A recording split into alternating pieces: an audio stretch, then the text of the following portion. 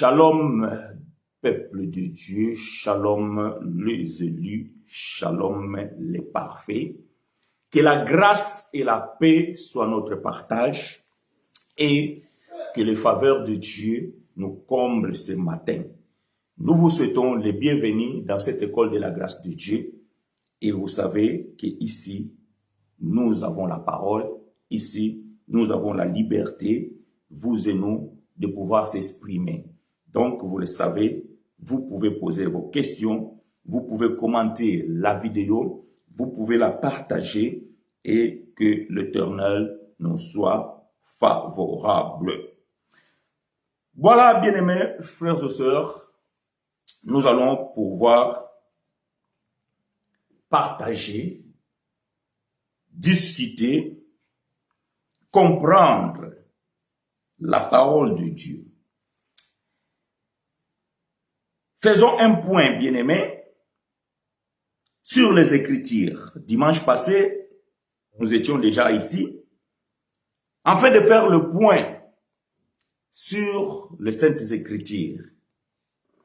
Et nous allons faire, bien-aimés, la continuité de ces choses. Et ainsi, bien-aimés, ce matin, nous voulons comprendre. Pourquoi nous voulons comprendre? Bien-aimés, la compréhension des Écritures, c'est l'ouverture de la capacité de pouvoir accepter ce qui est dit, ce qui est bon et ce qui est correct. Par-dessus tout, ce qui est vrai. Au milieu de nous, bien-aimés, aujourd'hui, il y a beaucoup de choses qui se disent, par-ci, par-là. Nous avons beaucoup de prédicateurs qui prêchent la Bible. Voyez-vous? Je me retiens de ne pas dire l'évangile, qui prêchent la Bible. Mais bien-aimés, nous pouvons tous prêcher la Bible, mais tous ne nous pouvons pas prêcher l'évangile de la grâce. Oh non, je vais m'exprimer. Nous pouvons tous prêcher la Bible, mais tous, nous ne pouvons pas prêcher l'évangile de la grâce. Bien aimé, cet évangile de la Grâce, Dieu l'a confié à des gens capables. Bien aimé, pour que tu puisses prêcher la grâce de Dieu, il faut que d'abord l'Éternel te brise de l'emprise. Ou bien, du moins, que l'Éternel te arrache de l'emprise de la religion dans sa totalité. Si vous voulez prêcher l'évangile de la grâce, bien-aimés frères et sœurs, je le répète, il faut que Dieu, il faut que l'Éternel, il faut que le Seigneur puisse vous arracher de l'emprise de la religion. Si vous n'êtes pas encore libre de la religion, si vous n'êtes pas encore sauvé de la religion, vous aurez des difficultés de pouvoir prêcher l'évangile de la grâce. C'est ainsi que vous allez comprendre, au milieu de nous, il y a des frères qui prêchent bien. Il y a des frères qui prêchent la Bible. Il y a des frères qui prétendent aussi prêcher l'évangile de la grâce. Mais de temps en temps, ils ont un pas dans la religion, un pas dans la grâce. C'est tout simplement parce qu'ils n'ont pas encore été affranchis dans sa totalité. Je ne suis pas en train de dire ici qu'ils sont condamnés. Non, j'ai dit, ils ne sont pas encore affranchis dans sa totalité. Il y en a qui sont dans la voie de la libération, bien de l'affranchissement. Et il y en a ceux qui sont encore confus. Ils ne se situent pas. Ils ne savent pas où ils se trouvent. Or, grâce, bien-aimé, l'évangile de la grâce, ce n'est pas parler le mot grâce, non. L'évangile de la grâce, c'est toute une dispensation. L'évangile de la grâce, bien-aimé, c'est toute une compréhension. L'évangile de la grâce, c'est toute une vie. L'évangile de la grâce, c'est mettre l'accent à la gratuité de l'œuvre de la croix. Je répète, pour que cela vous rentre bien dans les oreilles. L'évangile de la grâce, c'est mettre l'accent sur la gratuité de l'œuvre de la croix. Bien-aimés, nous n'avons rien à rajouter. Nous n'avons pas un seul sacrifice à faire. Nous n'avons pas un prix à payer pour la foi en Jésus-Christ. Non. Même ta vie, vivre dans le Seigneur ne dépend pas de toi, ni de tes efforts. C'est la volonté, seule volonté du Seigneur. C'est ça, mettre l'accent sur la gratuité de l'œuvre de la croix. Si Christ n'avait pas accompli l'œuvre de la croix, l'humanité serait toujours soumise au rudement de la loi mosaïque. Et que le salut, notre vie, cela dépendrait à ce que nous devions accomplir à la loi pour obtenir quelque chose de la part de Dieu. Si l'œuvre de la croix n'était pas achevée, l'humanité tout entière dépendrait de la justice obtenue par l'accomplissement des œuvres de la loi pour être vue juste devant Dieu. Mais nous bénissons l'Éternel et nous disons merci à ce Dieu qui par son amour, il a voulu que ceux qui vivaient ou ceux qui devaient vivre dans cette dispensation de la grâce ne dépendent pas de quelque chose d'autre que sur l'œuvre achevée sur la croix du Calvaire. C'est alors, bien-aimés, quand nous prêchons la grâce de Dieu, nous mettons l'accent sur l'œuvre de Christ accomplie à la croix. C'est pour cela, bien-aimé frère Paul nous dit que nous prêchons Christ crucifié. Scandale pour les Juifs, folie pour les païens, sagesse pour tous ceux qui sont appelés à croire à cet évangile. Mais cet évangile, bien-aimé, n'est pas donné à n'importe qui. Et c'est alors que ce matin, bien-aimé, nous allons répondre à une question. Parce qu'il y a une confusion qui se fait au milieu du peuple de Dieu. Et on n'arrive pas à nous situer dans les Écritures. Qu'est-ce qui nous revient de droit et qu'est-ce que nous devons tout simplement comprendre. Non, tu ne m'as pas compris. Je répète.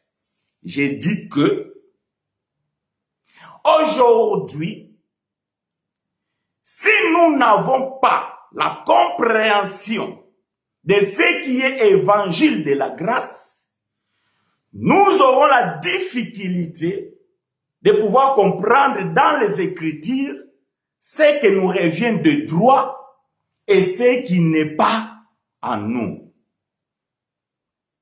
La question que nous posons ce matin, la question que beaucoup de gens se sont opposés est celle-ci.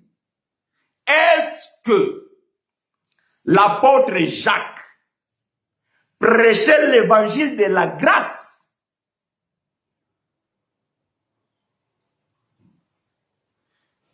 Je répète la question qui est l'intitulé de ce message de ce matin. Est-ce que l'apôtre Jacques prêchait-il l'évangile de la grâce? Frère chinois répond non.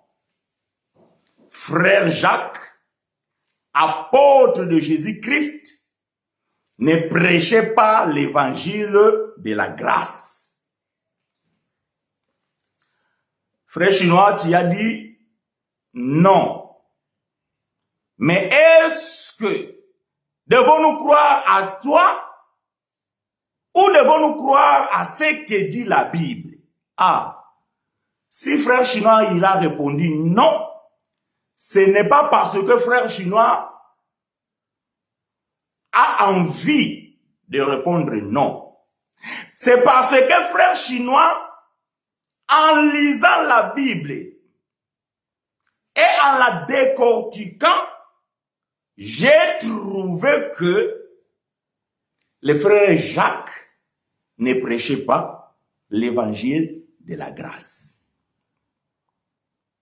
Est-ce que le frère Jacques est-il un modèle pour l'Église d'aujourd'hui? La réponse est non. Alors, frères chinois, devons-nous lire les livres de Jacques? La réponse est oui. Alors, frères chinois, devons-nous observer ce que frère Jacques a écrit? La réponse, ce n'est pas tout. J'aime ces choses. Voyez-vous, bien-aimés frères et sœurs, partagez la vidéo et que l'Éternel nous soit favorable. Ne fût-ce que tu envoies cette vidéo à un frère, à une sœur, si tu ne veux pas le partager sur ta page. Parce que vous savez, il y a beaucoup qui craignent de pouvoir partager nos vidéos parce qu'ils craignent la réaction de beaucoup de religieux. Frère, je n'ai point honte de l'évangile de Christ, car c'est une puissance qui libère. Voyez-vous? Car c'est une puissance qui libère. Moi, frère chinois, je n'ai point honte de prêcher, d'annoncer l'évangile de la grâce, car cet évangile, c'est une puissance de Dieu qui libère. Une fois que tu as franchi par cet évangile, frère, tu es apaisé. Tu n'as plus la culpabilité. Tu n'as plus la lourdeur charge qui pesait sur toi de la religion. Tu te sens libre parce que Christ, c'est pour la liberté qu'il nous a appelés. Voyez-vous? Voilà pourquoi, bien-aimés, il ne faut pas avoir honte de partager les enseignements de l'évangile de la grâce. Bien que cet évangile est combattu, bien que cet évangile suscite des débats, cela, bien-aimé, est conforme à la prophétie des bien-aimés frères Siméon lorsqu'il avait pris le petit Jésus entre les bras. Il a dit que cet enfant, il sera l'objet de divergences. Il faut que cette prophétie s'accomplisse. Voilà pourquoi quand nous voyons là comment dirais-je, lorsque nous voyons la divergence parmi les prédicateurs de la Bible, nous disons, gloire soit rendue à Dieu, dont il avait déjà dit à son serviteur, frère Siméon, ce qui devait arriver. Et si cela n'arrivait pas, nous aurions dit que le frère Siméon était un menteur. Mais puisque le frère Siméon, inspiré de Dieu, a dit quelque chose que nous constatons aujourd'hui, nous disons, gloire soit rendue à l'Éternel. Je n'ai point honte de prêcher l'évangile de la grâce, car c'est une puissance de Dieu pour le salut de tous ceux qui ont été appelés, de tous ceux qui ont été élus. Est-ce que l'apôtre Jacques prêchait l'évangile de la grâce? Bien, mes frères et sœurs, je vous invite à ouvrir vos Bibles dans le livre des Galates, chapitre 2, verset 6 jusqu'au verset 9. Aidez-moi à écrire ces choses, bien-aimés frères et sœurs, et que l'Éternel vous soit favorable. Galates, livre des bien-aimés frères Paul aux Galatiens, dans son chapitre 2, nous allons commencer du 6e verset jusqu'au 9e. Que l'Éternel nous soit favorable.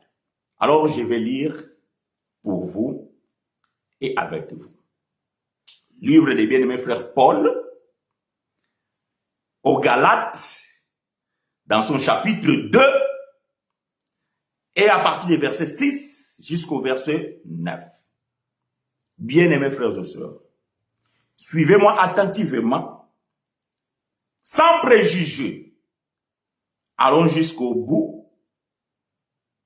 Si nous ne finissons pas aujourd'hui, nous allons faire la continuité dimanche prochain.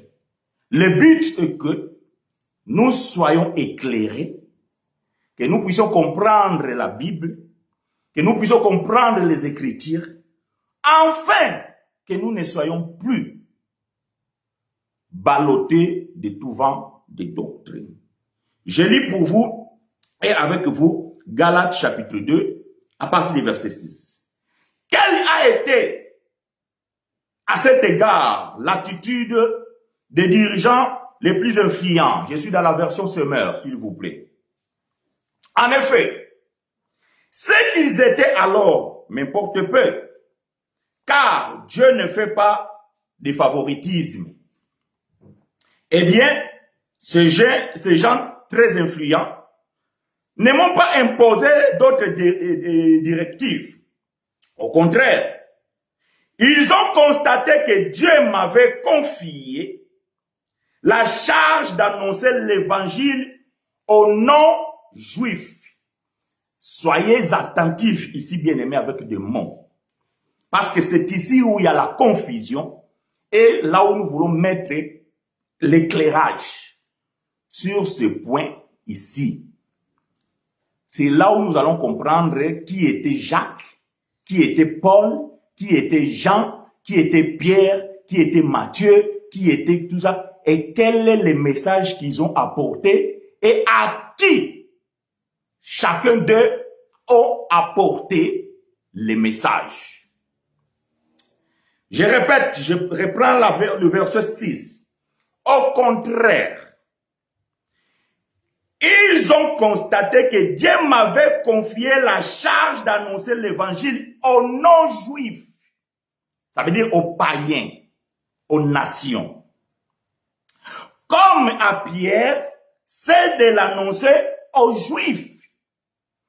Donc ici, bien aimé, nous commençons à comprendre que les apôtres de Jésus-Christ n'ont pas reçu tous la même mission. Si vous ne comprenez pas ces choses, bien aimés, vous allez vous retrouver toujours un pas dans la religion, un pas dans la grâce.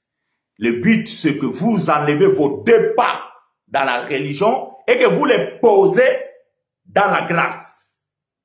Le but est que vous enlevez tous les 2 pas dans la loi de Moïse pour que vous les déposez dans la loi de Christ. Et pour cela, vous avez besoin de comprendre quelle était la mission de ceux qui ont reçu cette mission avant nous. Parce que, bien aimé, il y a des modèles à suivre et il y a des modèles à observer. Non, tu ne m'as pas compris. J'ai dit, il y a des modèles à suivre et il y a des modèles à observer. Si le frère André, il a un bon exemple, un bon modèle à suivre, tu le suis. Mais si le frère André, son modèle ne te convient pas, tu observes.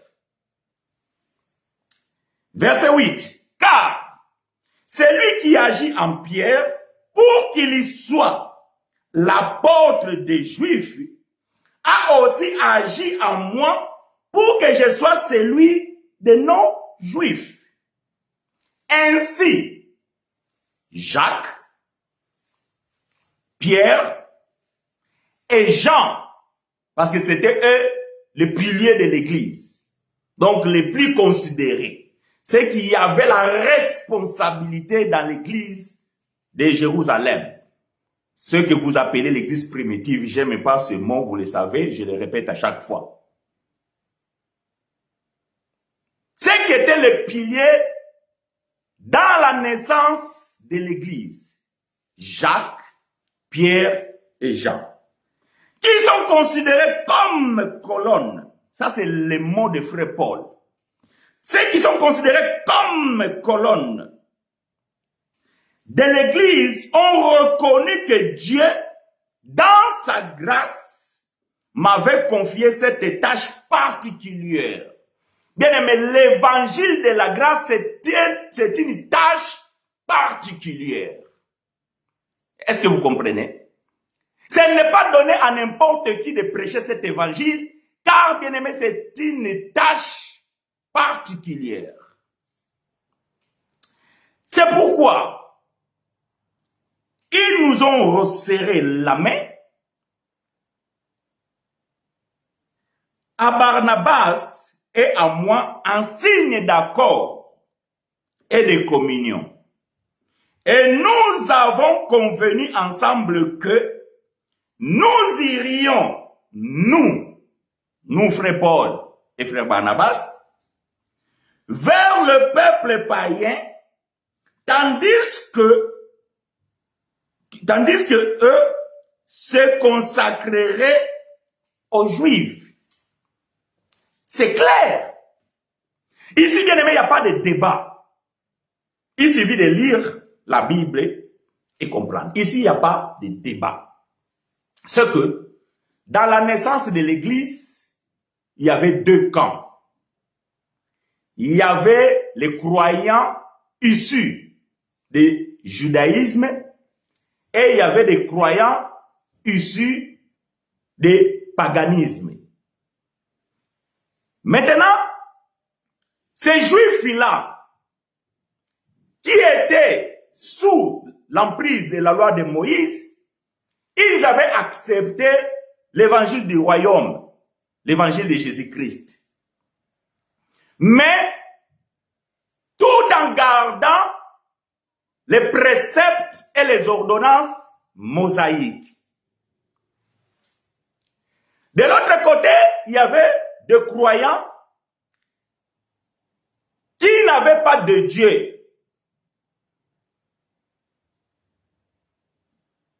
Ou du moins qu'ils avaient de Dieu, mais pas le Dieu vivant. Qu'ils n'avaient pas d'alliance. Qu'ils n'avaient pas de la loi et qu'ils n'avaient pas le culte.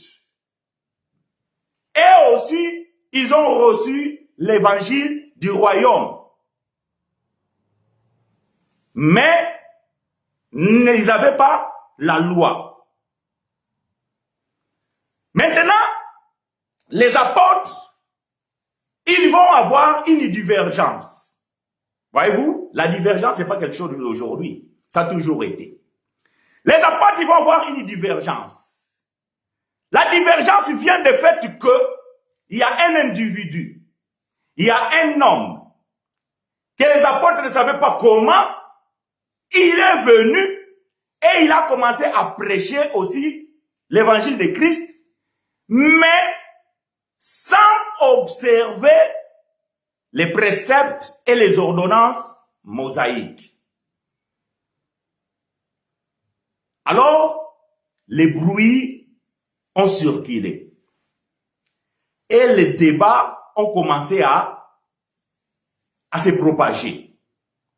Qu'on a entendu qu'il y a aussi des peuples païens qui ont aussi accepté Jésus-Christ. Et là où ils y sont, il y a des frères qui sont en train de prêcher ce peuple. Mais il y a un problème. C'est quoi le problème? Le problème, c'est que ces frères-là, il interdit d'observer la loi de Moïse. Et de ce fait, il dit que le salut, c'est par la grâce et non pas par la circoncision selon la loi de Moïse. Alors, ils ont dit, c'est pas possible. Ces frères, ils doivent avoir un problème. Nous ne pouvons pas prêcher Christ et nous écarter de ce qui a toujours fait notre fierté, la loi de Moïse. Comment alors cet individu, nous ne savons pas d'où il sort et il est en train d'interdire aux gens de ne pas observer la loi de Moïse? Non, non, non, non, non. Ces choses doivent être tirées au clair. Alors, bien-aimés frères et sœurs, les apôtres ont décidé de pouvoir faire une réunion extraordinaire. Ils ont convoqué tous les frères pour pouvoir tirer au clair ces problèmes. Actes des apôtres, chapitre 15. Actes des apôtres, chapitre 15. N'oubliez pas, bien aimé, nous sommes en train de chercher à savoir si frère Jacques, il a prêché l'évangile de la grâce. Nous sommes dans le livre des Actes des apôtres. Chapitre 15.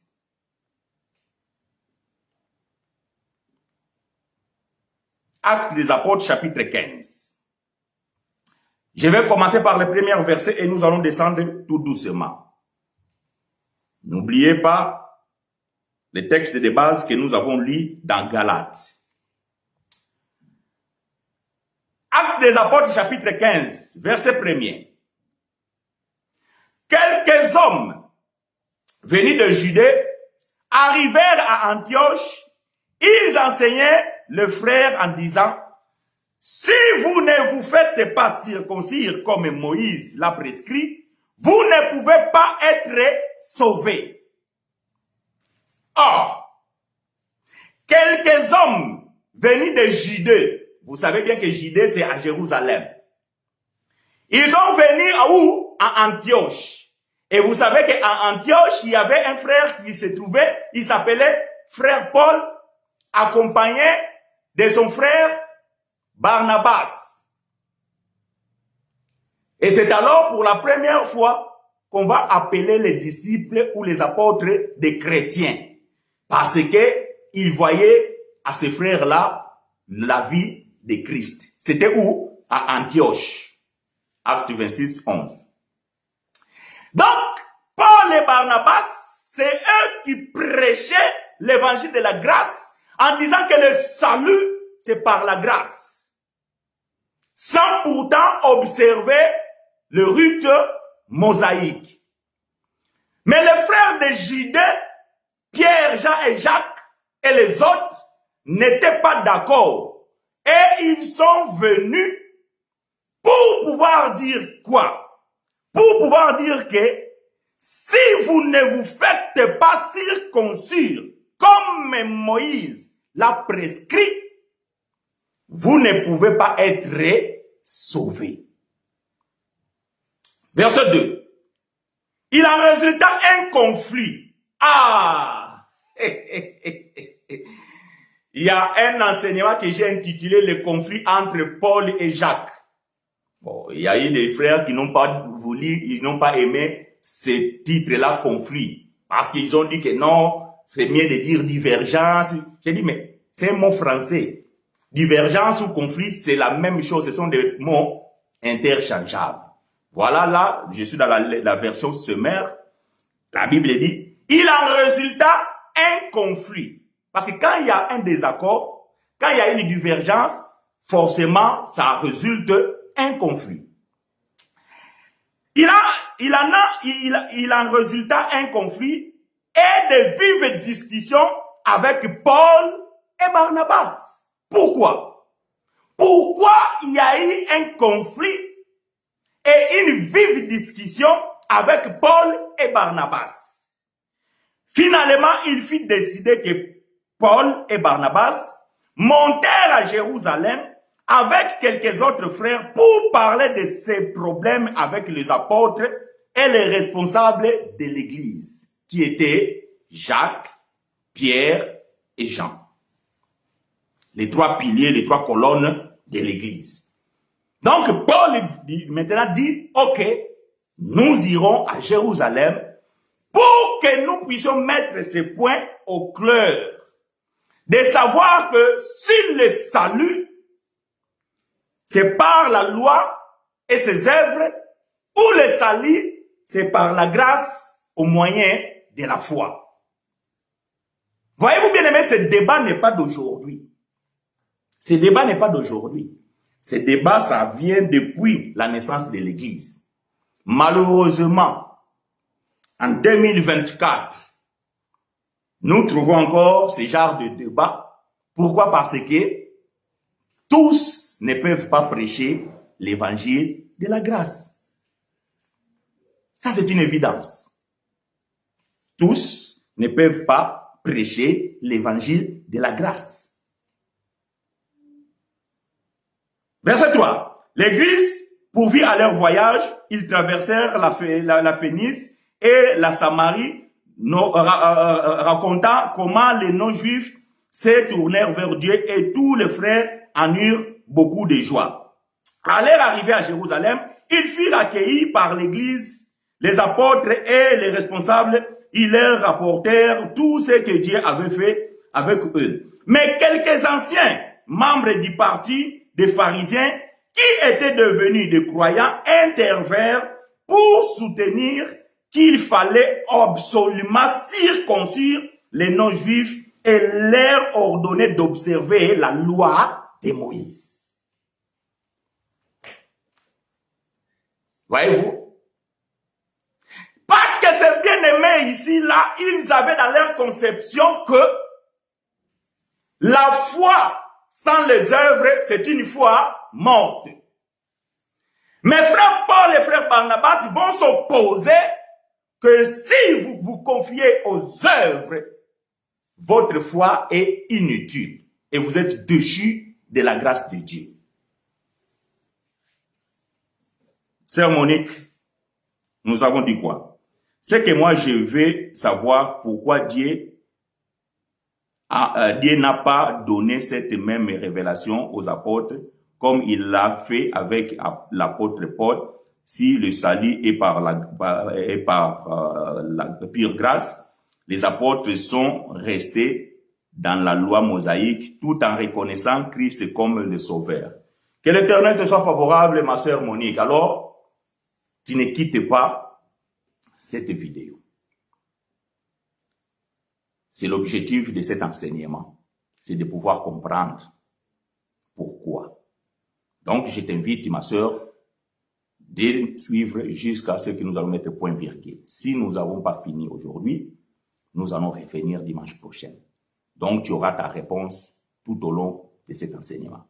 Que l'Éternel te soit favorable. La Bible nous dit ici que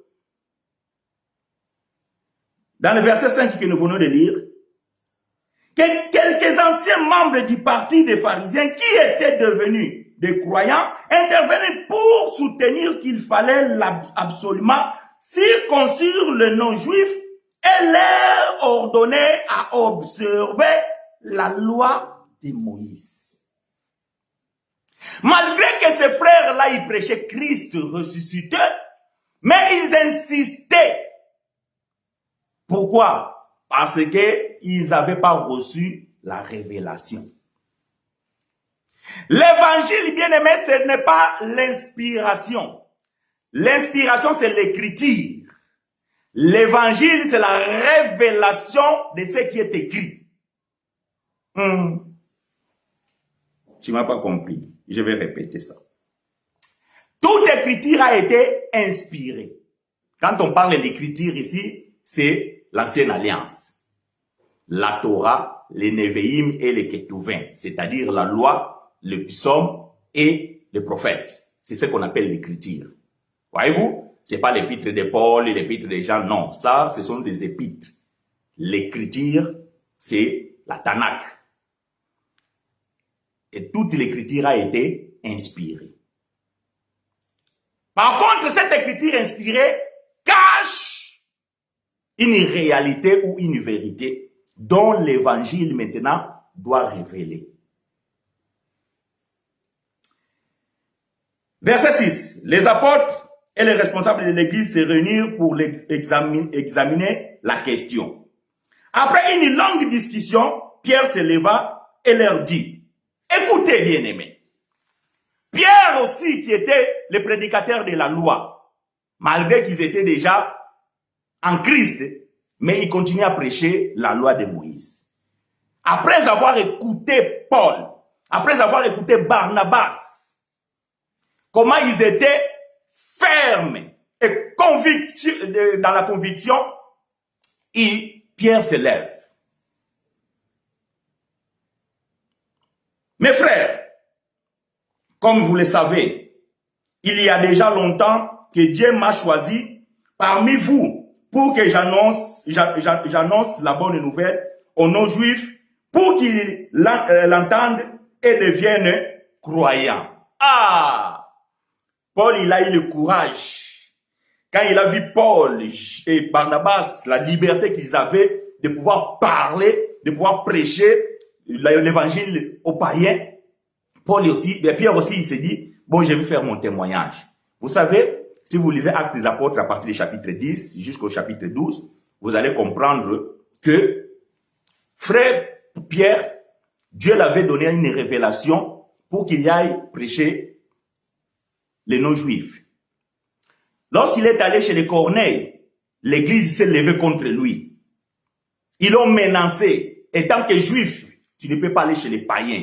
Parce que ça, c'était le commandement de Dieu. Matthieu chapitre 10, si nous avons le temps, nous allons lire ça. Jésus avait ordonné à ses apôtres de ne pas aller chez les païens, ni chez les samaritains. Ils avaient la mission pour prêcher que les juifs. Et lorsque Pierre a osé, l'église s'est opposée contre lui. Et Pierre, il a fait quoi? Il a écouté l'église au lieu de suivre la révélation de Dieu. Mais ici, quand il a vu l'audace de Paul et Barnabas, Pierre dit, je vais témoigner. Il dit, vous savez comment Dieu m'avait appelé pour aller annoncer aux païens. Verset 8. Dieu qui lit dans le secret de cœur a témoigné qu'il les acceptait en leur donnant lui-même le Saint-Esprit comme il avait fait pour nous. Entre eux et nous, il n'avait qu'aucune différence puisque c'est par la foi qu'il a purifié le cœur. Écoutez les discours de Pierre en train de changer. Pourquoi donc maintenant vouloir provoquer Dieu en imposant à ses disciples un joug que ni nos ancêtres, ni nous n'avons jamais eu la force de porter? Quel était ce joug? La loi de Moïse. Pierre dit, ce n'est pas juste d'imposer à ces païens qui ont accepté Christ ce joug, c'est-à-dire que ce poids de la loi de Moïse, ce n'est pas juste. Parce que nous-mêmes, même nos ancêtres, personne n'a jamais observé la loi dans sa totalité parce que cela était impossible. Mais comment alors nous allons imposer à ce bien-aimé qui ont accepté l'évangile de la grâce à travers frère Paul et frère Barnabas d'observer ce que nous ne sommes même pas capables d'observer? Pierre dit, c'est pas juste.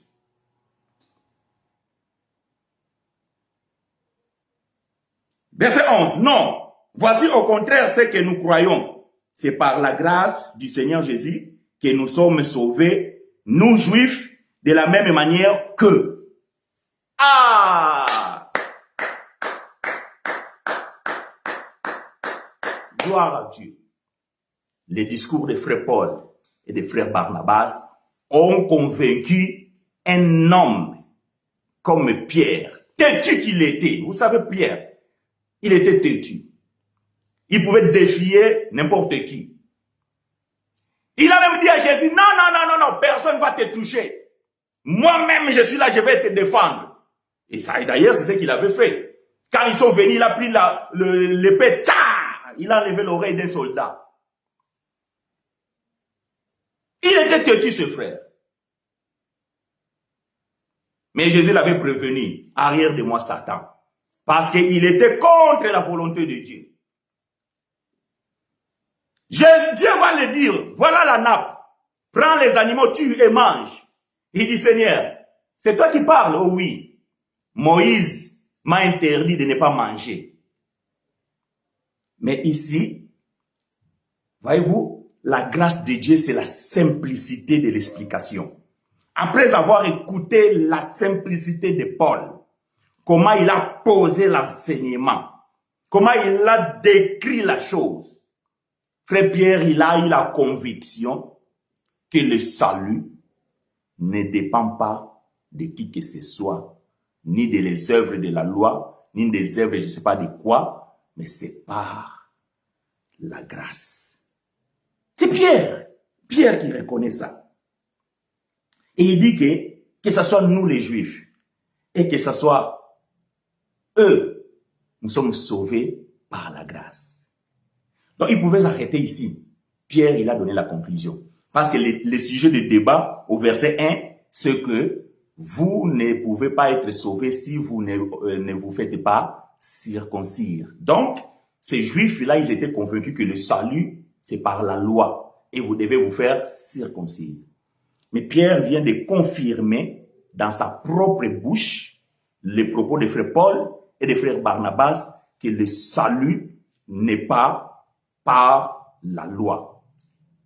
Donc le débat pouvait s'arrêter ici. Frère Pierre, celui qui avait la clé de l'église, donc il a conclu. Mais, voilà maintenant nous allons rentrer dans le vif du sujet.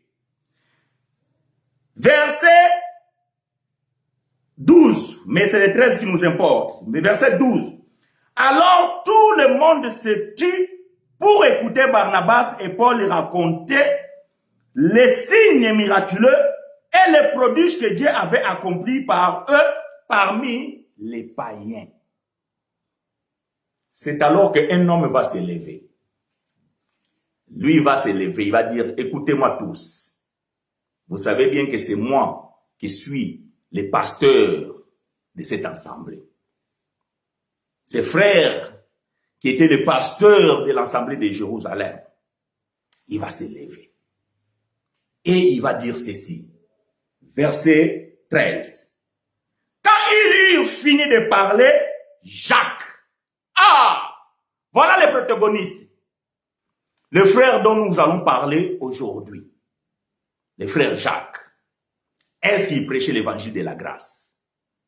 Nous avons vu ici que frère Pierre, il a accepté que le salut, c'est par la grâce. Qu'en est-il de frère Jacques? Est-ce que frère Jacques aussi, il a accepté que le salut, c'est par la grâce? Écoutez. Quand il eut fini de parler, Jacques prit la parole et dit, maintenant, mes frères, écoutez-moi. Quelle audacité! Vous savez, les hommes qui ont la confiance, qui sont sûrs de ce qu'ils vont dire, quand ils veulent parler, vous devez vous taire. Silence! Prêtez-moi les oreilles. Je vais parler maintenant. Et tout le monde se tait. Un silence cathédral. Vous savez, si vous rentrez dans des cathédrales catholiques, même s'il y a une mouche qui passe, vous devez l'écouter. Parce qu'il y a un silence total. Jacques va se lever. Simon vous a rappelé comment, dès le début, Dieu lui-même intervenu pour se choisir parmi les non-juifs un peuple qui lui appartient. Cela concorde avec les paroles des prophètes puisqu'il est écrit. Après cela, il dit, le Seigneur, je reviendrai et je rebâtirai la maison de David qui s'était effondrée et j'en relèverai les ruines, je la redresserai. Alors, les restes, parce que tout ce qu'il est en train de dire ici, frère Jacques, c'est les écritures qui ont été déjà dites aux prophètes. Alors, les restes de l'humanité se tourna vers le Seigneur. Oui, toutes les nations qui sont appelées à m'appartenir. Ainsi parle le Seigneur qui réalise ce qui a préparé de toute éternité. Verset 19. Voici donc ce que je propose. Qui c'est qui propose ici? Jacques. Écoutez bien. Voici donc ce que je propose. Continuons, Jacques. Ne créons pas de difficultés aux païens qui se sont convertis à Dieu. Écrivons-leur simplement de ne pas manger de viande provenant des sacrifices offerts aux idoles, de se garder de toute inconduite sexuelle et de ne consommer ni viande d'animaux étouffés, ni sang. Oh! Est-ce que ça, ce n'était pas la loi de Moïse? Si. Bon, vous me suivez, vous mangez la viande avec le sang. Vous mangez même les cochons qui étaient interdits pour les Juifs. Oui ou non? Bon, à moins que tu fais un choix de ne plus manger la viande, mais tu ne le fais pas par la croyance ou par la foi. Peut-être que tu le fais par un choix. Mais qu'est-ce que Jacques est en train de dire ici alors? Il propose que, même si ces païens-là, ils ont accepté Christ, et ils sont sauvés, même sans la circoncision, mais quand même, il faut quand même, voyez-vous, il faut quand même qu'ils observent certaines lois. Un pied dans la grâce, un pied dans la loi.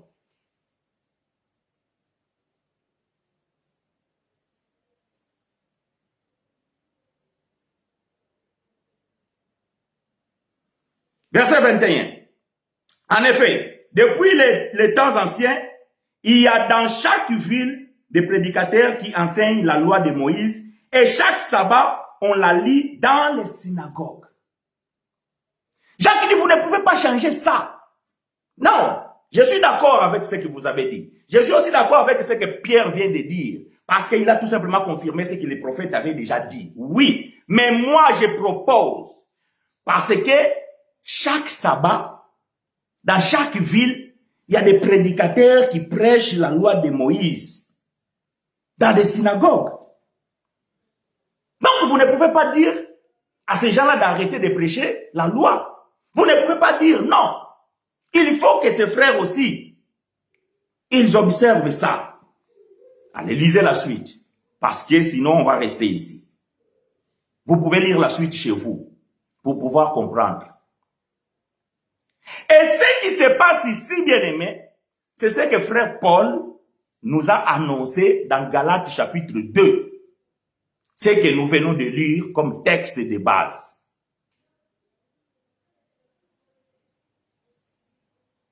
Paul va commencer à dire 14 ans après. Je suis monté encore à Jérusalem, cette fois-ci par une révélation, afin d'exposer mon évangile. Attention, l'évangile, c'est l'évangile de Christ. Mais il faut comprendre le langage de la Bible. Quand Paul dit mon évangile, ça veut dire que c'est lui qui avait reçu cet évangile de la part de Dieu pour l'annoncer premièrement aux Juifs qui l'ont rejeté, et il est allé chez les païens. Et Paul dit, pour ne pas courir en vain, je suis monté à Jérusalem. C'est ici, pour aller mettre les choses au clair, que l'évangile que j'ai reçu, cela ne dépend pas des œuvres de la loi de Moïse. Que l'Éternel nous soit favorable, bien-aimés frères et sœurs. Si vous avez des questions, vous pouvez poser vos questions et nous allons pouvoir vous répondre. Donc, bien-aimés, nous avons vu ici que les frères Jacques, malgré tout ce que Paul et Barnabas ont expliqué, malgré tout ce que Paul et Barnabas ont dit, il est resté ferme. Comme on dit les Français, droit dans ses bottes. Il n'a pas affranchi. Il n'a pas fléchi. Il dit oui, j'ai écouté tout ce que vous avez dit là. J'ai écouté. Mes frères, sachez-le que nous sommes des Juifs et nous avons pour modèle Moïse.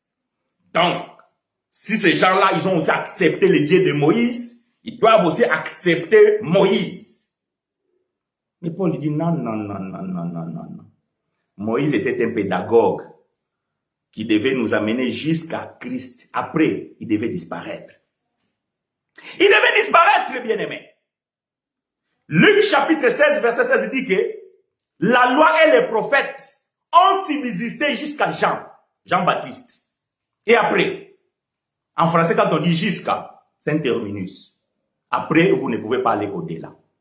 Les prophètes, la loi et les prophètes ont subsisté jusqu'à Jean-Baptiste. C'est lui le prédicateur qui est venu plonger les gens dans l'eau. C'est lui qui est venu dresser le chemin de Jésus. C'est lui qui a ouvert la voie. Et la loi et les prophètes devaient régner jusqu'à lui. Et après, cela devait s'arrêter. Parce que ce pédagogue, il avait pour l'objectif d'amener les gens vers Christ. Voilà pourquoi sur la montagne de la transfiguration, la Bible va dire que Jésus alla sur cette montagne. Après commençant à prier, la Bible dit que il y a eu une lumière qui est apparue et que Jésus brillait comme le soleil. Et dans ça, les disciples ont vu une vision. Ils ont vu Moïse et Élie. Ah, ok. Mais pourquoi Moïse et Élie? Parce que Moïse, bien-aimé, c'est lui le représentant de la loi. Et Élie, c'est lui le représentant des prophètes. Luc 16. J'aimerais les lire. Luc 16. Parce que beaucoup d'entre vous, vous n'aimez jamais lire la Bible. Donc, vous écoutez juste ce que le frère chinois dit ici, mais vous ne lisez pas la Bible. Luc 16, verset 16. La loi et les prophètes ont subsisté jusqu'à Jean. Depuis lors, le royaume de Dieu est annoncé et chacun use de violence pour y rentrer. La loi et les prophètes devaient régner jusqu'à quand? Devaient au moins subsister jusqu'à quand? Jusqu'à Jean-Baptiste. Voilà pourquoi, lorsque Pierre a vu ça, cette vision, il a dit, waouh, Seigneur, voilà un frère ignorant. Si moi j'étais là-bas, j'allais dire à frère Pierre, calme-toi. Voilà cette vision-là, veut dire ça. J'allais donner la révélation à frère Pierre. Bon, moi j'étais pas là. Mais je suis là pour vous donner la révélation. Pierre dit, Seigneur, waouh, cet endroit est merveilleux. je vais construire 3 tentes. Une pour toi, une pour Moïse et l'autre pour Élie. Dès que Pierre a prononcé ça, le Seigneur a compris que Pierre, il est ignorant. Il n'a rien compris. La Bible dit Moïse et Élie disparurent. Ils ont disparu. Et lorsque Moïse et Élie, je pense que je suis dans Matthieu chapitre 17, vous me le confirmez. Lorsque Moïse et Élie ont disparu, j'ai compris que Luc chapitre 16, verset 16 dit, la loi et les prophètes subsista jusqu'à Jean. Et de là que ces 2 hommes ont disparu, une voix sortit du ciel. Il dit quoi? Celui-ci, c'est mon fils bien-aimé. Écoutez-les. Est-ce que nous devons écouter la loi et les prophètes ou devons-nous écouter Christ? Écoutez-les. Pourquoi nous devons l'écouter? Parce que la loi a été donnée à Moïse, mais la grâce et la vérité, c'est dans la bouche de cet homme. J'aime ces choses. La grâce et la vérité est dans la bouche de cet homme. Voilà pourquoi vous ne pouvez pas écouter Moïse, ni Élie, mais écoutez lui. Parce qu'en lui, il y a tous les prophètes. En lui, il y a une loi excellente qu'on appelle la loi de Christ. C'est lui que vous devez écouter. Voilà ce que je devais expliquer à Frère Pierre si j'étais là. Parce que Frère Pierre, il était ignorant. En fait, il n'a rien compris de cette vision. Lui, il était là content. Comme beaucoup de religieux aujourd'hui, il se contente de voir des miracles. Oh, les gens sont tombés dans cette église-là. Oh, quelqu'un a un serpent qui est sorti dans son corps. Oh, le pasteur là, il a fait sortir l'argent dans la poche. Oh, vous vous contentez de ce que vos yeux s'émerveillent. Mais le profond de la chose, vous ne connaissez rien. Un pasteur qui est en train de vous faire des bêtises, il fait des spectacles de théâtre, un marabout, vous êtes là, amen, amen. Et c'est un charabia, c'est un fanfaron, c'est un vagabond. Il est en train de vous distraire. Un enfant de Dieu n'a pas besoin de ça. Un enfant de Dieu n'a pas besoin de miracles pour croire. Un enfant de Dieu croit parce qu'il a compris l'œuvre de la croix.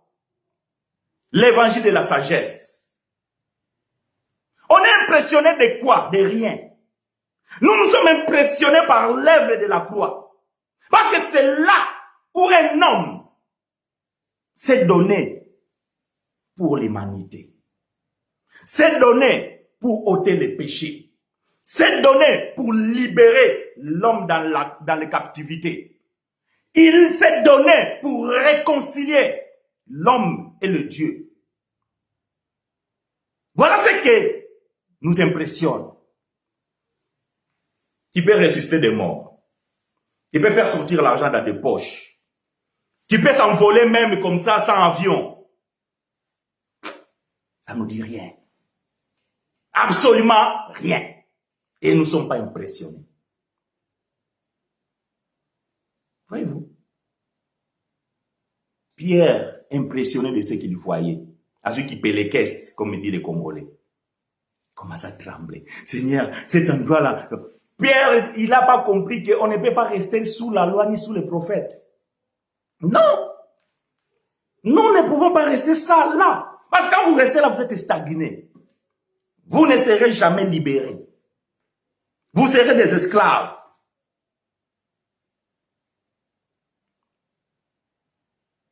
Voyez-vous, la loi et les prophètes subsista jusqu'à Jean-Baptiste. Maintenant, bien aimé, le frère Jacques, il dit que il faut continuer à observer Moïse. Jacques n'a pas eu la révélation de comprendre que ce qui s'est passé, bien qu'il n'était pas là, parce qu'il faut faire attention. Les gens qui qu'on parle ici, ils n'étaient pas disciples de Jésus. Ok? Vous devez faire attention. Les Jacques dont nous parlons ici, ils n'étaient pas avec Jésus parmi les 12. Non. Il est venu après. Les frères n'ont pas la révélation de comprendre que ces choses, c'était passager. Que Moïse était un pédagogue qui devait amener jusqu'à Jésus-Christ. Alors, frères chinois, qu'en est-il alors des livres de Jacques? Devons-nous observer ce que Jacques dit? Ça dépend. Celui qui est éclairé, parce que vous devez comprendre que frère Jacques, il avait un pied dans le judaïsme, un pied dans la grâce. Mais il n'avait pas la totalité de la grâce, comme frère Paul. Il n'avait pas reçu la révélation de la grâce, comme frère Paul. Donc, il y a certaines choses que frère Jacques a dit. Nous prenons ces choses, nous les présentons à frère Paul. Si frère Paul lui dit oui, alors nous allons accepter ce que frère Jacques dit. Mais si frère Paul lui dit non, nous rejetons ce que Jacques a dit. Ça, bien aimé, je l'ai dit avec force et avec conviction. Et je sais que certains vont se poser des questions, mais frère, comment les frères osent dire ça? Je les répète. Quand vous lisez Jacques, et que vous voyez quelque chose là, avant de mettre ça en pratique, vous devez prendre cette parole de Jacques, vous la présentez chez frère Paul. Si frère Paul dit Amen, nous aussi nous disons Amen. Parce que le modèle de l'église, c'est Paul, l'architecte. C'est lui qui a posé le fondement. Le fondement, c'est pas Jacques, c'est pas Pierre, c'est pas Jean. Et Kilson, il a dit quoi?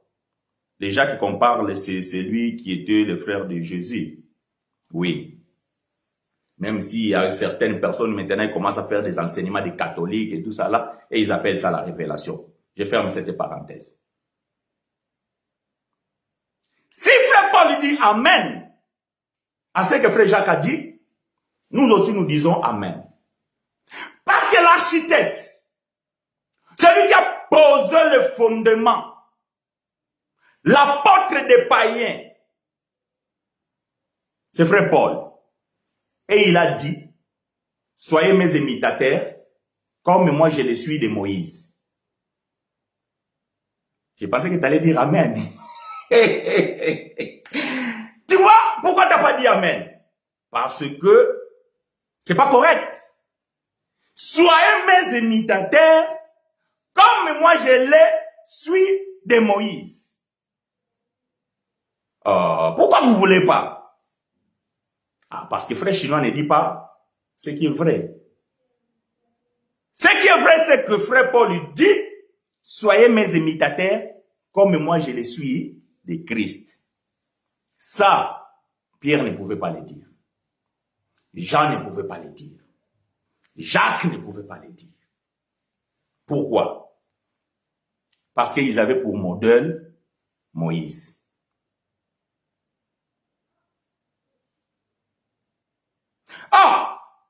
Donc, les livres de Jacques, frère chinois, ce n'est pas pour nous. Ah oui, les livres de Jacques, ce n'est pas pour nous. Ce n'est pas pour nous. Mais frère, c'est dans la Bible. Bien sûr que c'est dans la Bible. Et vous pensez que tous les livres qui sont dans la Bible, c'est pour nous? Non. Mais nous devons lire ça, nous devons comprendre ces choses pour que nous puissions savoir aussi faire des différences dans notre vie de chrétiens. Donc, les livre des frères Jacques, quand vous le lisez, vous devez faire attention de ce que vous êtes en train de lire. Jacques, chapitre 1, verset 1. Nous allons voir les livres de Jacques, si c'était pour l'Église ou non. Jacques, chapitre 1, verset 1. C'est là où le livre commence. Donc, vous ne pouvez pas faire autrement. Vous devez respecter l'auteur et le destinateur. Si moi, j'écris une lettre pour mon frère Guilain, donc la lettre, c'est pour frère Guilain. Bien que dans le parcours de cette lettre est tombé entre tes mains et que tu l'as ouvert, tu as lu ce que frère Chinois a écrit pour frère Guilain. S'il y a des bonnes choses, ça peut te profiter. Ah, en fait, ça, ah, je savais pas. Ah, le frère, ah là là là, le frère, il a dit bonnes choses. Ah oui. Mais il y a des choses que je vais écrire pour frère Guilain que même tu ne peux même pas comprendre. Parce que ce frère-là et moi, nous nous connaissons. Nous sommes grandis ensemble. Donc, il y a des secrets que je peux le dire, seul lui peut connaître. Je peux le dire, frère, tu vois, là où nous habitions, derrière là, donc tu vois, sous la pierre là qu'on avait fait ensemble, toi et moi l'autre fois. Lui, il va comprendre de quoi je parle. Mais toi, d'ailleurs, il faut que tu cherches où j'habitais. Et quand tu vas arriver là-bas, donc il faut que déjà que tu trouves l'adresse, la bonne adresse. Donc, ce que j'écris pour frère Guilain ne te regarde pas. Maintenant, si je dis à frère Guilain, bon, tu vois, ce que j'ai laissé là-bas, je te le donne. Parce que moi, ici, Dieu m'a béni, j'en ai acheté d'autres. Ah, toi, tu dis, waouh, quel cœur. Ah, ce frère, il a un bon cœur. Donc, tu peux suivre cet exemple. Parce que j'ai posé quelque chose de bien. Mais moi, je t'ai pas dit de le faire. Mais toi, tu peux trouver que non, c'est bon. Je peux aussi faire la même chose. Voyez-vous? Mais ce que moi j'ai écrit, ça ne te regardait pas. Disons maintenant Jacques, chapitre 1, verset 1. Je lis pour vous et avec vous. Ouvrez vos Bibles. Jacques, serviteur de Dieu et du Seigneur Jésus-Christ. À l'église du Congo, à l'église de l'Angola, à l'église de la France, à l'église des États-Unis, à l'église de Cameroun, à l'église de Côte d'Ivoire.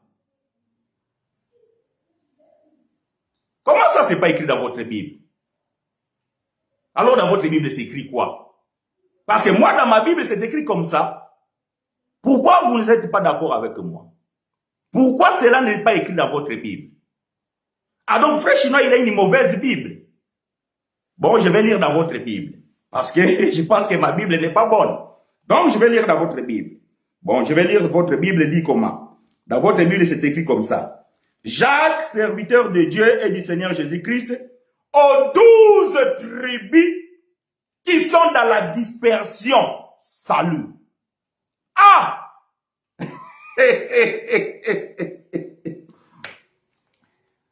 Frère Jacques n'écrit pas pour l'église. Oh là là là là là là. Frère Chinois. Mais ça, c'est dans la Bible. Oh. Je ne sais pas si c'est un journal que tu es en train de lire. Moi, je lis ça dans la Bible.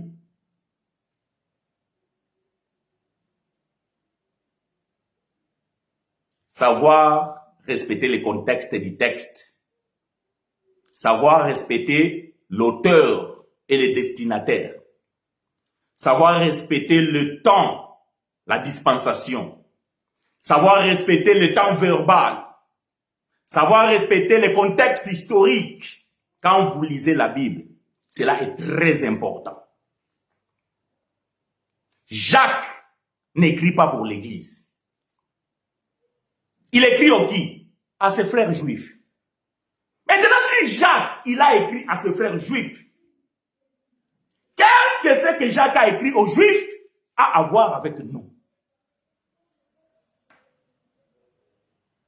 C'est une question que j'ai posée. Ça, c'est une question que j'ai posée. Si frère Jacques, il a écrit pour les Juifs, qu'est-ce que c'est que Jacques a écrit à voir avec nous? Ça, c'est une question. Vous êtes libre de pouvoir répondre. Bon, après, vous pouvez ne pas non aussi répondre. Si vous voulez pas, vous pouvez pas répondre. C'est pas un problème.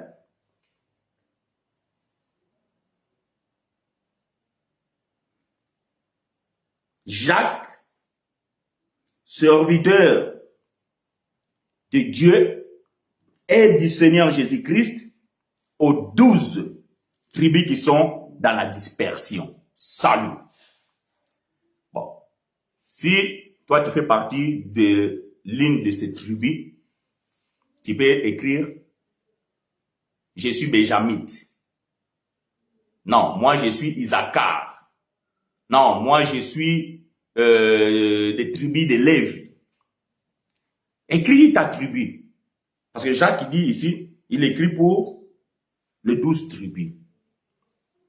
Puisque les livres de Jacques te concernent toi, donc moi je vais savoir parmi nous ici, parmi vous qui me suivez, s'il y a un qui reconnaît sa tribu parmi les 12, tu peux l'écrire. Moi je suis de la tribu de Manassé. Moi je suis de la tribu de Siméon. Moi je suis de la tribu de Jude ou Juda. Moi je suis de la tribu de Benjamin. Écris-moi. Et comme ça, je saurai que quand je vais te parler, donc je dois mettre l'accent aussi au judaïsme. Parce que tu fais partie de l'un de ces tribus. Mais quand je m'adresse aux chrétiens issus des nations, quand je m'adresse aux chrétiens issus du paganisme, je sais qu'est-ce que je dois dire. Et moi ici, je prêche, bien aimé, l'évangile de la grâce, prêché par frère Paul pour les nations. Puisque je suis imitateur de Paul, puisque lui, il se déclare et il revendique être apôtre de païens, moi aussi, frère chinois, je me revendique être apôtre de païens. Et je me dois à respecter celui qui est mon modèle, les pères. Et j'en ai qu'un seul, Paul. Quand vous dites que Paul est votre frère, vous devez respecter ce frère. Il y en a beaucoup qui sont ennemis de Paul. Ils aiment les épîtres de Paul quand ça les arrange. Maintenant, quand ça dérange, écoutez, frère Pierre, frère Jacques, ce qu'il va dire. Actes des apôtres, chapitre 21. Nous sommes en train de dire que frère Jacques ne prêchait pas l'évangile de la grâce. Maintenant, frère Chinois, tu es en train de faire le procès de frère Jacques. Il faut nous donner plus des écritures, plus de témoins, parce que vous aimez des témoins. Actes des apôtres, chapitre 21. Nous allons commencer par le verset 18 jusqu'au verset 24. Ça, c'est le summum de la compréhension des Écritures. Nous voulons que vous sachiez qui était Jacques. Nous avons déjà expliqué ici qui était Jean, lorsque nous avions parlé comment comprendre ou bien comment expliquer 1 Jean chapitre 1 verset 5. Et surtout le verset 8, où Jean dit que si nous disons que nous sommes plus des pécheurs, nous sommes des menteurs, il se trouve que Dieu aussi est menteur. Frère Chinois, tu as vu, et toi tu nous dis que on a expliqué ça, parce que nous avons l'explication. Actes des apôtres, chapitre 21, verset 18 à 24, je lis pour vous. Le lendemain, Paul, écoutez bien frère, donnez-moi l'oreille. J'aime ça. Écoutez attentivement. Le lendemain, Paul s'est rendu avec nous chez qui? Chez Jacques. J'aime ça. Paul s'est rendu avec nous chez Jacques. Et tous les anciens s'y réunirent. Donc, dans la maison de frère Jacques. Paul est allé dans la maison de frère Jacques avec Barnabas, avec Luc. Parce que c'est Luc qui écrit ici. Ça, c'est le témoignage de frère Luc. Et Luc, il était là ce jour-là. Voilà pourquoi il dit que nous. Donc, il dit, Paul s'est rendu avec nous. Donc, nous là, c'est Luc. Ils étaient avec Barnabas, compagnon de Paul. Ils sont allés visiter qui? Jacques. Et tous les anciens s'y réunirent. Donc, les anciens qui étaient les anciens de l'église sont aussi venus. Maintenant, écoutez.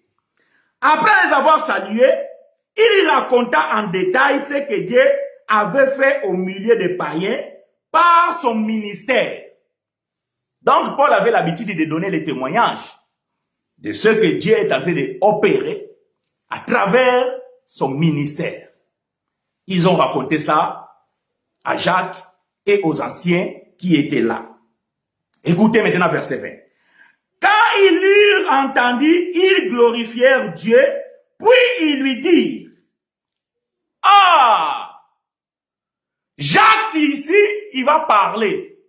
Je suppose que c'est Jacques parce que c'était chez lui.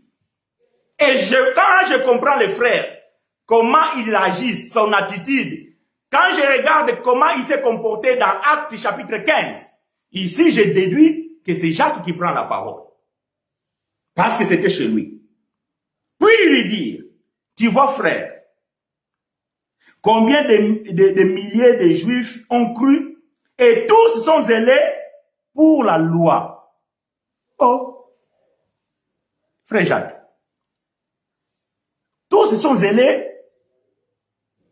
par la foi, pour la foi ou pour la loi. Jacques confirme que tous sont zélés pour la loi. Pourquoi? Parce que Jacques prêchait l'évangile de Christ, mais en mettant l'accent à l'observation de la loi.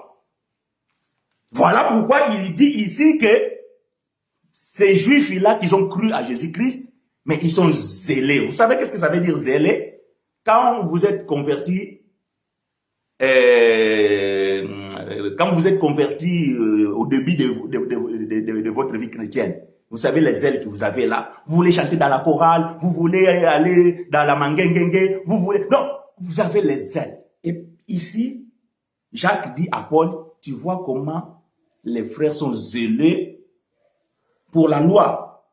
Maintenant, écoutez les reproches qu'ils vont faire à frère Paul. Oh, ils ont appris que tu enseignes. Qui? Toi, Paul. Comme les gens disent, frère chinois, nous avons entendu dire que les péchés n'existent plus. Oui, je l'ai dit, parce que je les confirme dans les Écritures. Avant de me juger, écoutez-moi, on ne peut pas faire un procès d'un citoyen romain sans pourtant lui donner la parole. Donnez-moi la parole, afin que je défende l'évangile que je prêche, l'évangile de la grâce, et que je mets l'accent sur ce qui est vrai. Après, vous êtes libre d'accepter ou de ne pas accepter. On a dit à Paul, oh, ils ont appris que toi, Paul, tu enseignes à tous les Juifs qui sont parmi les païens à renoncer à Moïse. Oui, c'est ce que frère Paul faisait. Oui, c'est ce que frère Chinois fait. Vous m'accusez de pouvoir dire que les rites religieuses n'ont pas de place dans notre vie chrétienne, dans notre vie de foi. Je l'ai dit, te faire baptiser dans les eaux, cela ne change pas et ne te ôte pas, ou bien ne te nettoie pas de tes saletés. Je l'ai dit. Manger la Sainte Seine ne te rend pas en communion avec Jésus. Je l'ai dit. Faire les jeûnes et prières pour obtenir quelque chose de la part de Dieu, c'est bafouer l'œuvre de la croix. Je l'ai dit, je l'ai dit, je l'ai dit et je le répète. Mes enseignements se trouvent sur Facebook, se trouvent dans le YouTube. Je ne me cache pas. Vous êtes libre de me suivre. Je l'ai toujours dit, m'écouter, c'est un devoir. Vous devez m'écouter pour ne pas porter un jugement à tort.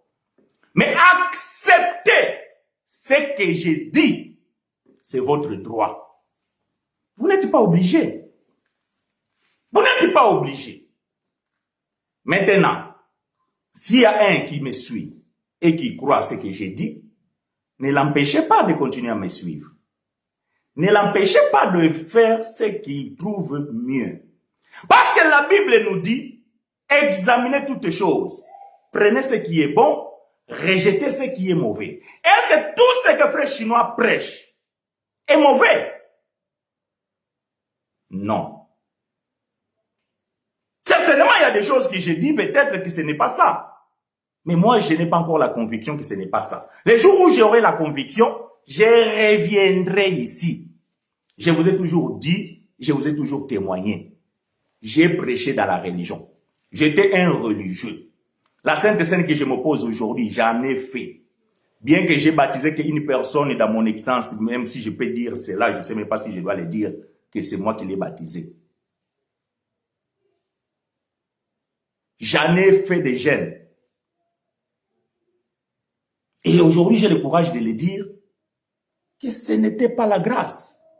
Et dans ce que je prêche, si demain, Dieu me donne une conviction, que celle que je insiste là-dessus, ce n'est pas ça, je reviendrai. Mais en attendant, je n'ai pas de temps à perdre. Je cours vers la perfection. Or, ils ont appris que tu enseignes à tous les Juifs qui sont parmi les païens à renoncer à Moïse, leur disant de ne pas circoncire les enfants et de ne pas se conformer aux coutumes. Frère chinois, toi tu dis aux gens de ne plus se faire baptiser. Toi tu dis aux gens que le péché n'existe plus. Toi tu dis aux gens que jeunesse ce n'est pas d'actualité. Toi tu dis aux gens que la sainte... Oui, je l'ai dit. Bien aimé, si vous ne croyez pas à la parole de Dieu, vous croyez à quoi? Est-ce que ce n'est pas écrit dans votre Bible que Christ a ôté le péché? Ah, gloire à Dieu. Il y a un frère qui a dit, quand vous lisez la Bible, vous lisez bien la Bible. La Bible dit, Christ a ôté le péché en singulier. Un seul péché. C'est le péché d'Adam. Et en donnant les Écritures, le frère va aller toucher Romains chapitre 5. J'ai dit, il va glisser. Il va glisser parce que le chapitre qu'il vient de toucher là va le condamner. Parce que dans ce qu'il a touché là, lui-même il a lu ça. Mais après, il a sauté. Parce que Romain dit que la mort a existé, la mort a régné depuis Adam jusqu'à Moïse. Même à ceux qui n'ont pas commis la transgression comparable à celle d'Adam. Et quand tu descends en bas, la Bible va dire que Christ est apparu pour la justification. C'est ça. Donc quand vous lisez la Bible, frère, c'est pas parce qu'on a dit péché en singulier que... C'est quoi ça?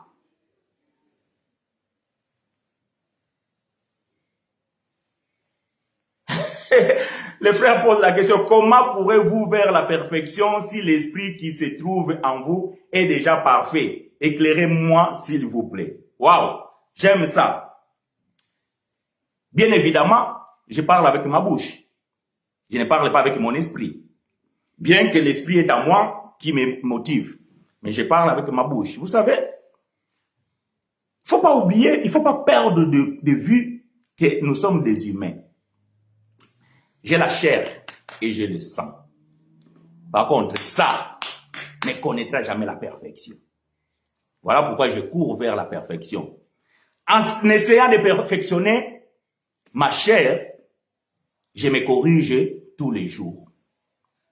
Voilà pourquoi j'ai dit je cours vers la perfection. Vous savez pourquoi? Parce que en ayant la chair et le sang, je peux aussi être envahi par l'orgueil. Voilà pourquoi frère Paul va dire, vous savez frère, Jésus lorsqu'il s'est ressuscité, il est apparu au 12. Après, il est apparu à 500. Mais il est apparu aussi à moi qui était le fœtus, le moindre de tous. Mais, j'ai travaillé plus que tous. Saisi par l'orgueil charnel. Mais Paul va reconnaître vite, il dit, toutefois, c'est pas moi, mais la grâce de Dieu. Voyez-vous? Donc, en nous, étant humains, ça c'est 1 Corinthiens chapitre 15, si vous pouvez lire à partir du verset 5. Donc, en nous, il y a ça. La chair, Moussouni, avec le sang. Elle est faible. Voilà pourquoi nous devons continuer à chercher la perfection de ça. Bien qu'il n'aura pas, mais en cherchant, en courant vers la perfection, nous nous corrigeons du jour au jour. Mais l'esprit n'a jamais été souillé et il ne sera jamais souillé. L'esprit a toujours été parfait et il restera parfait. Mais moi, je suis doté de 3 dimensions. L'âme, l'esprit et la chair. Je ne peux pas l'oublier. Si mon esprit est parfait, mais mon âme et ma chair cherchent toujours la perfection. J'espère que j'ai répondu à ta question, fiston. Nous continuons. Parce que nous courons après le temps. Nous avons appris que tu enseignes à tous les Juifs qui sont parmi les païens à renoncer à Moïse, leur disant de ne pas circoncire leurs enfants et de ne pas se conformer aux coutumes. Que faire donc? Sans aucun doute, la multitude se rassemblera car on saura que tu es venu. Ils ont intimidé frère. Voyez-vous? Ils ont intimidé frère Paul. Comme on nous intimide aussi à nous. On nous intimide. Frère, vous dites ça. Frère, vous dites ceci. Vous voulez quoi? Que faire donc? Devons-nous nous conformer à vous ou devons-nous nous conformer à l'évangile de la grâce? Devons-nous se taire et dire des mensonges ou devons-nous dire la vérité? Non, moi j'ai choisi le camp de la grâce. Toujours accompagné avec la vérité. Parce que vous, dans le camp de la loi, c'est accompagné avec les mensonges. Non, frère chinois, tu ne peux pas dire ça. Ah si, je vous l'ai dit. La loi est accompagnée toujours avec les mensonges. Mais la grâce est accompagnée toujours avec la vérité. Et moi, j'ai choisi ce camp-là. De vous dire la vérité, rien que la vérité. Sans complaisance. Sans complaisance, frère. Verset 23. C'est pourquoi, fais ce que nous allons te dire. Voilà Jacques. Toujours Jacques. Toujours lui. Paul, voilà ce que tu dois faire. Tu vas faire ce que nous allons te dire. Il y a parmi nous 4 hommes qui ont fait un vœu. Prends-les avec toi, purifie-toi avec eux et pourvoir à leurs dépenses afin qu'ils se rasent la tête et ainsi nous saurons que ce qu'ils ont entendu dire sur ton compte est faux, mais que toi aussi tu te conduis en observateur de la loi. Ah, Jacques. Bien aimé, si vous avez pour modèle Jacques, donc nous avons compris de quel camp vous êtes. Si vous suivez les enseignements des frères Jacques, nous avons compris de quel camp vous êtes. Si vous observez ce que Jacques a dit, nous comprenons que vous respectez les préceptes de la loi. Ça, c'est clair. Ça, c'est clair. Est-ce que vous comprenez? Donc, bien aimés frères et sœurs, si Dieu le veut, dimanche prochain, nous allons mettre ces deux frères côte à côte. Nous allons prendre le frère Jacques, nous allons prendre le frère Paul, et nous allons organiser un débat sur le plateau. Modéré par frère chinois, entre frère Jacques et frère Paul. Moi, je serai que le modérateur. Ne manquez pas dimanche prochain, vous allez voir frère Jacques et vous allez voir frère Paul sur le plateau, avec le frère chinois étant modérateur. Ça, c'est pour dimanche prochain. Ne manquez pas ça, que l'Éternel nous soit favorable. Bien-aimés frères et sœurs,